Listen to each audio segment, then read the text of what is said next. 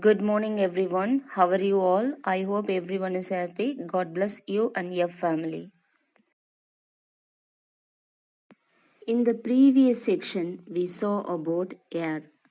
Air is present everywhere around us. We cannot see air, but we can feel its presence in so many ways. For example, we feel air when the tree rustles, cloth hanging on your cloth line way, page of an open book floater when the fan is switched on, when it kites fly in the sky. We cannot see, touch, or taste air, but we can feel it. Next one, atmosphere. Our earth is surrounded by a huge envelope of air called the atmosphere. Atmosphere extends to more than 800 kilometers above the surface of the earth and is held on place by the earth gravity. The atmosphere is made up of five different layers: the troposphere, stratosphere, mesosphere, thermosphere, and exosphere. Next one, respiration in plants. Plants require energy for the growth and hence respiration also occurs in plant. During respiration, plants take in oxygen and release carbon dioxide just as animals do. Gases exchange with air in atmosphere take place in plant with the help of tiny holes called the stomata present their leaves. Photosynthesis. Plants manufacture food by process called photosynthesis. During photosynthesis, carbon dioxide from the air and water from the soil react in the presence of the sunlight to produce food. Most plants possess a green pigment called chlorophyll and it also used up in process of photosynthesis. Next one, respiration in animals. When we breathe in air, the oxygen present in the air react chemically with the digested food with the body to produce carbon dioxide, gas, water vapor and energy. This energy is required to carry out many process in the body such as movement, growth and repair. This process by which oxygen react with the digested food to form carbon dioxide, water vapor, energy is called respiration.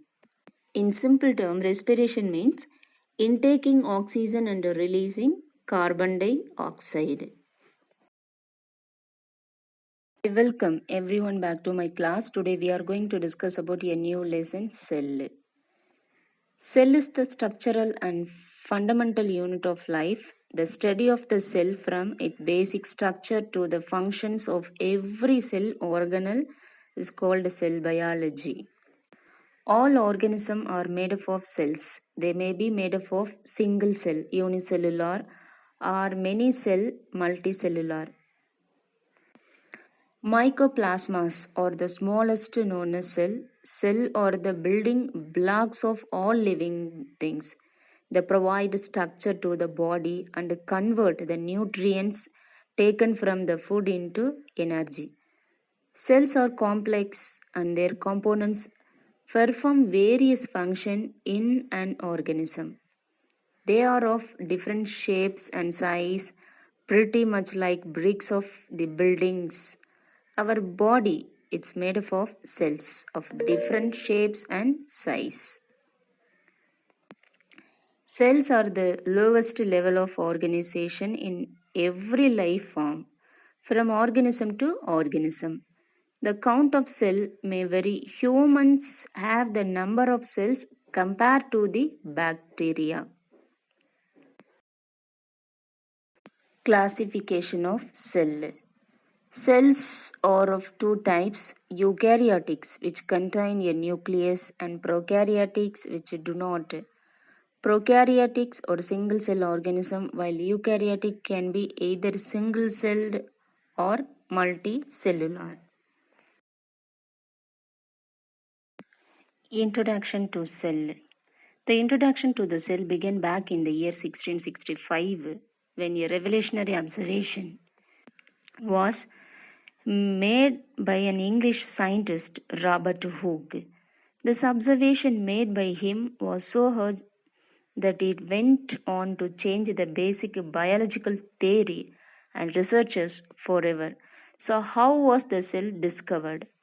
Robert Hooke was examining a dry section of the cork tree using a crude light microscope.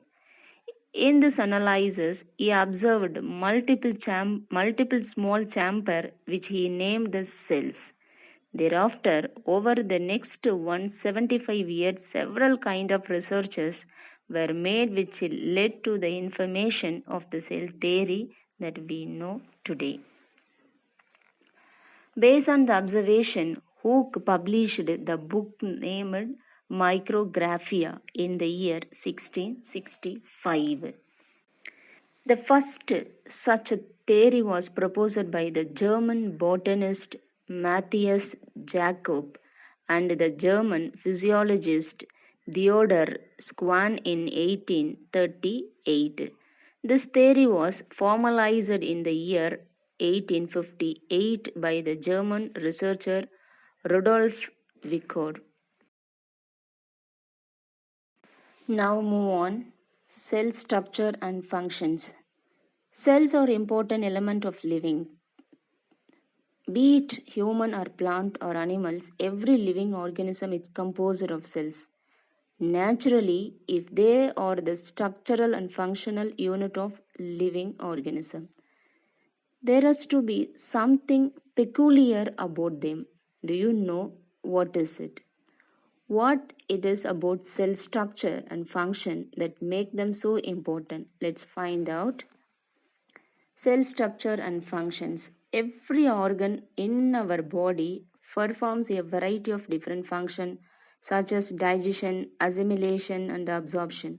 Similarly, in the plant too, there are different organs of the plant which perform specialized or specific function.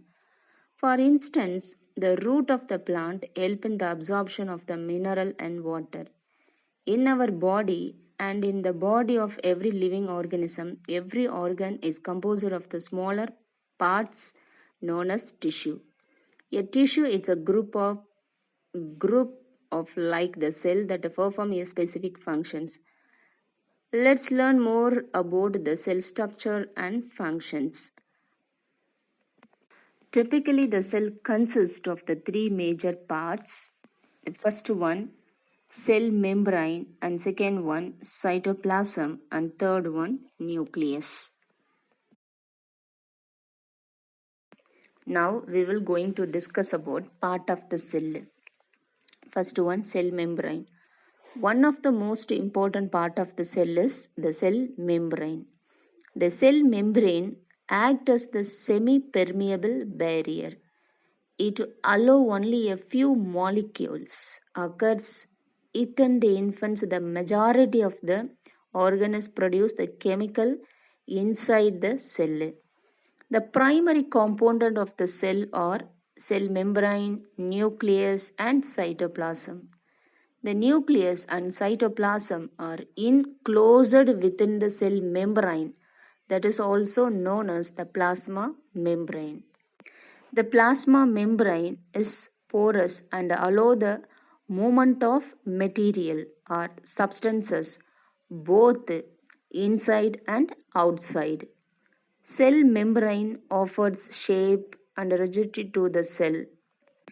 In the case of the plant cells, beside the cell membrane, there is also an outer thick layer that is known as the cell wall.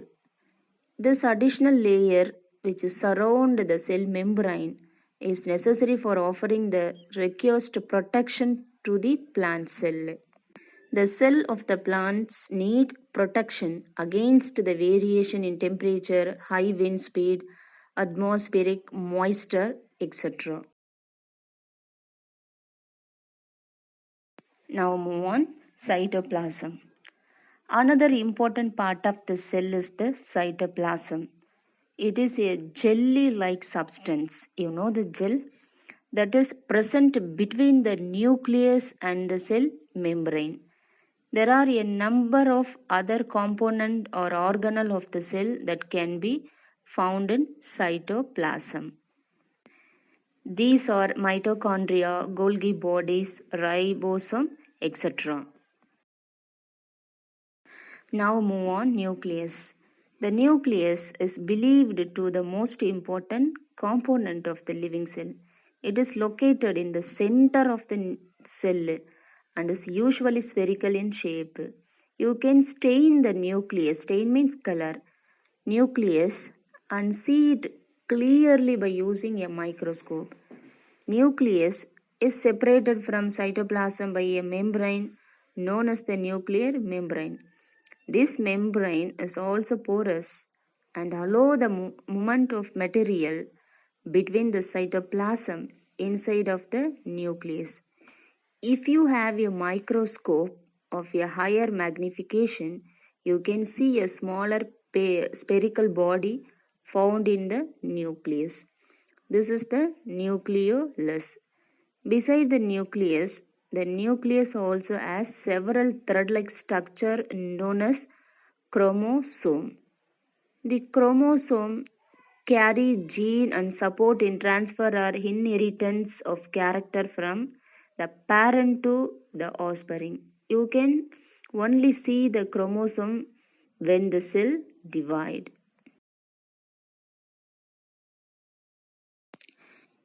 You can think of gene as CD or memory stick that is used to carry data or music from one computer to another.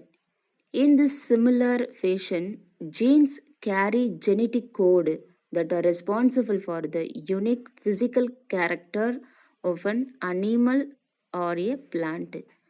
Nucleus work as the control center of the activity of the cell. The entire content of the living cell is known as protoplasm. It includes the cytoplasm and the nucleus protoplasm called the living substance of the cell. Today's science assignment: answer the following. Learn all the question answers. Thank you.